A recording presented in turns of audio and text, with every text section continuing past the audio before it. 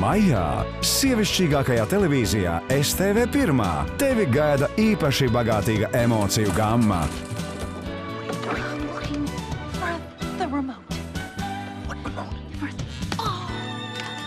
Tavās sestdienas vakara filmās kopā ar mīļākajiem aktieriem.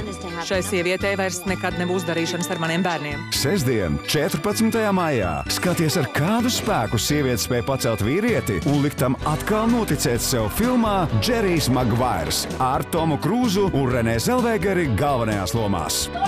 Laurel, mēs precamies. Sestdien, 21. maijā, uzzini, ko vēlas vīrieši. Romantiskā komēdijā Nejaukā patiesība ar seksīgo Džerārdu Butleru.